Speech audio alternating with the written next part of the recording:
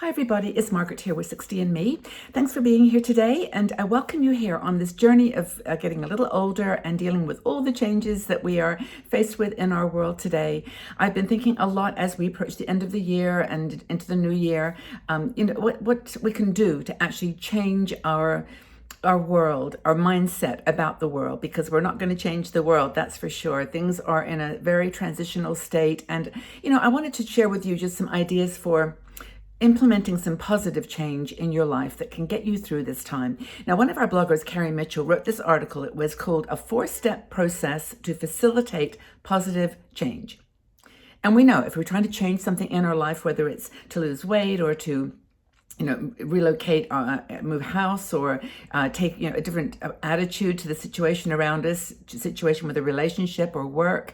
We know that if the change is put, is initiated by us, we will do it. If it's forced and we're made to feel like we have no option, then it's more difficult. So Carrie talks about these 4 steps, and I think it's really practical information and how-to that might be useful for you.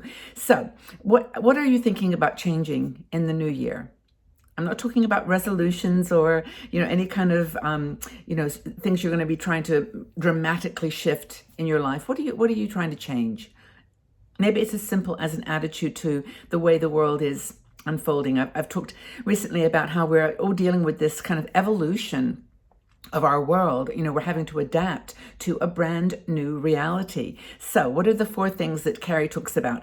What nourishes you? What changes your mindset or your attitude about from the inside out, not from the outside, not from the, changing the circumstances. What's going to change you internally? The first thing is simply to have an intention. To desire and have an intention and have a desire that something is going to change. Maybe it's something as simple as, instead of getting on the bus or getting in your car, walking somewhere, getting more physical activity. Is it going to be something about eating healthier? Plant-based foods are the big trend for 22, but what can we do to keep our diet healthy so that we stay strong and our immune system is strong for the next round of this journey that we're on?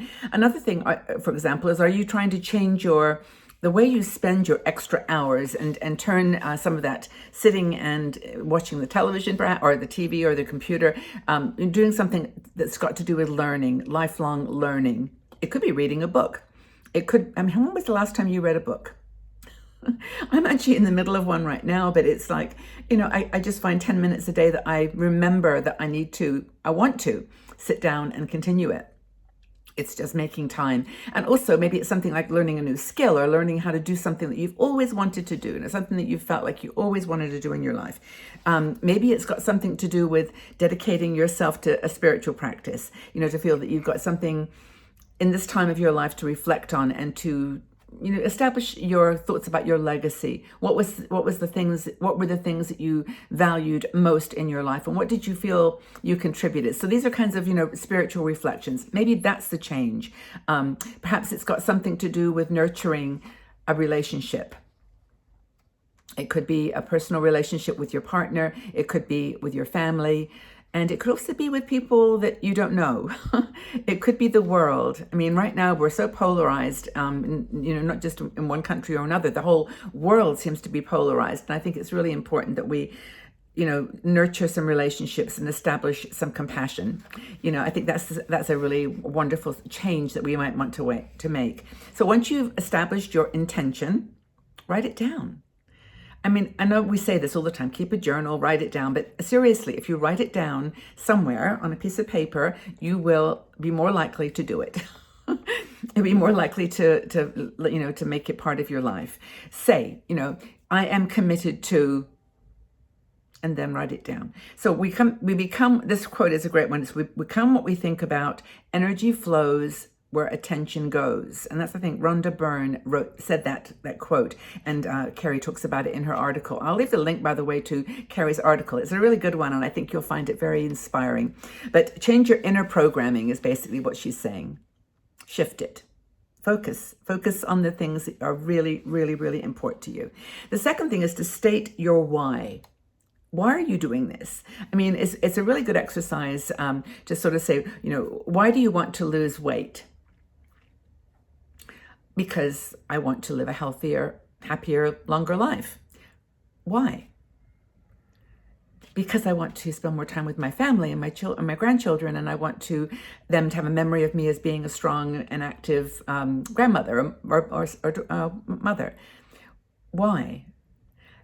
Because I have to stop to think. Because we simply want to do the best that we can in our life with the relationships that matter, and make the most of this precious time. And then you go deeper and deeper. There was a man called, I think his name was Sinek. I can't remember his first name. Was it Simon Sinek wrote, did a podcast on TED Talks. I haven't watched a TED Talk in ages. That's something I need to do. That's an intention for this year. I'll write it down. Because there's so many cool, in terms of lifelong learning or just inspirational stories. But anyway, Simon Sinek did this podcast on the why. And he was talking how things that have a why have power. And so he said, for example, when Martin Luther King, stood up and said, I have a dream. He didn't say I have a plan. It's not the plan that, yes, there was a plan. but it's like, he didn't say, I have a plan. He said, I have a dream. And that was his why. And we sort of we all know that story. But I think Simon Sinek's TED Talk is a really good one to watch. So how will it improve whatever it is you've decided, whatever your intention is for change? How will it change your life in a positive way? How will it change? How will it change your relationship? How will it change the places that you go, the things that you do, the contribution that you make to the world? How will it keep how will it keep you relevant and not invisible, or visible when you want to be and invisible when you want to be too? So instead of saying, I'm going to lose weight, it's an easy one I'm going to change my eating habits. I'm going to lose weight. Instead of saying that, say, I'm committed to eating fresh, healthy, natural foods, and not stop off and get those processed foods all the time. But whatever. But make it actionable, make it specific, and don't make it, I'm just going to lose weight, because that's just not a plan or a dream.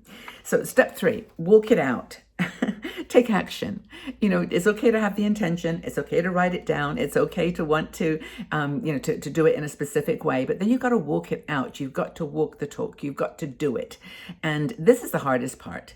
We all know this, that if you're trying to make a change to a habit, for example, I always, when I have a cup of coffee, I always eat a little piece of chocolate. It's a very Swiss thing. But it's not just a Swiss thing. It's just a little bit of sugar. Tastes good with coffee, because coffee is just like this emotional, drink that, like, you make decisions, you think about things, you decide. But having that little bit of chocolate. And for a long time, it took me a long time I didn't stop doing it. That's the truth. I did not stop doing it, but I was conscious of it.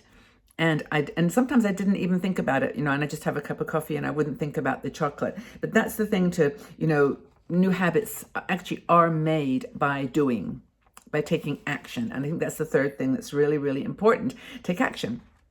Get your intention set up. Get the why established, and then get action.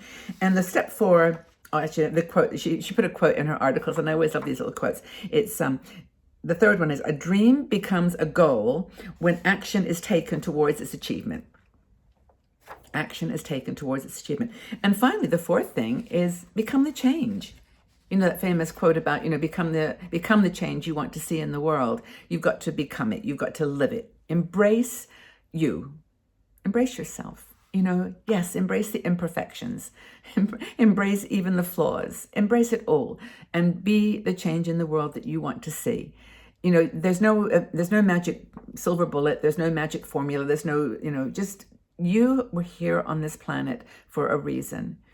I know it sounds so metaphysical and I'm not trying to make it like heavy, but you were, and you've got unique skills, unique abilities, unique characteristics that are going to make you important to so many people. And you may not even know the people that you're influencing. They just are going to remember you and appreciate you. So when was the last time that you initiated a lifestyle change? I'm losing my sunlight here, so I hope it's not too dark.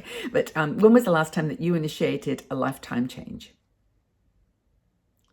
Or if you haven't done one recently, what is something that you do want to change in your life? What's kept you, what are the obstacles perhaps that you faced, and what kept you on track?